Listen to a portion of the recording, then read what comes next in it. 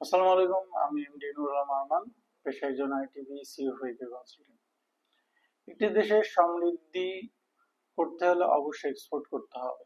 আমদানি নির্ভর দেশ কখনো তার সমৃদ্ধিটাকে বেগবান করতে পারে না। আপনার এক্সপোর্টের তুলনায় যদি ইম্পোর্ট বেশি হয়, তাহলে আপনার দেশের অর্থনীতি বা জিডিপি প্রবৃদ্ধির হার বাড়ানো কখনোই সম্ভব না। বাংলাদেশে যে এক্সপোর্ট সিস্টেমটা আছে, এই এক্সপোর্ট সিস্টেমে আমরা আসলে আমলাতান্ত্রিক জটিলতা এবং আমাদের প্রসিডিউর গুলোর জন্য আমাদের এক্সপোর্ট বাড়ছে না।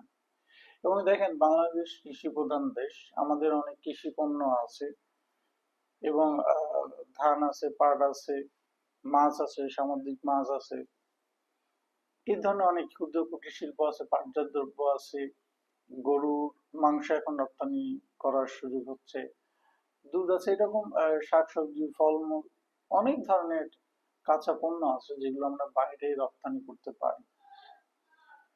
কিছু জিনিসের জন্য আমরা পারছি না। একটা হচ্ছে লয়ালিটি। আমাদের মধ্যে যেসব অথরিটি বা যেসব প্রতিষ্ঠানগুলো লয়াল না, তারা অনেক জায়গায় এক্সপোর্ট করে সেটা আবার ব্যাক চলে আসছে কোয়ালিটিফুল না হওয়ার জন্য।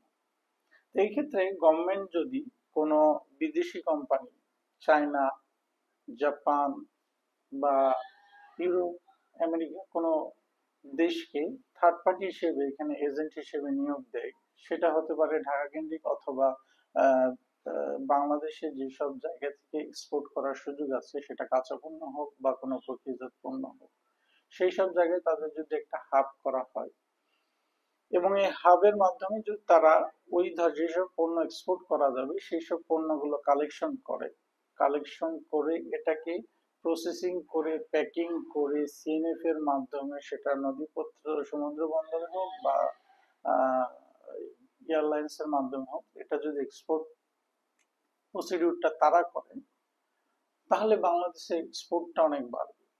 হয় এখানে থার্ড পার্টি হিসেবে কাউকে এঙ্গেজ করতে হবে, অথবা আমাদেরকে এই জায়গাতে ডেভেলপ করতে হবে। বিদেশি কোম্পানিগুলো আমাদের তুলনায় অনেক লয়াল, অনেক অথেন্টিক।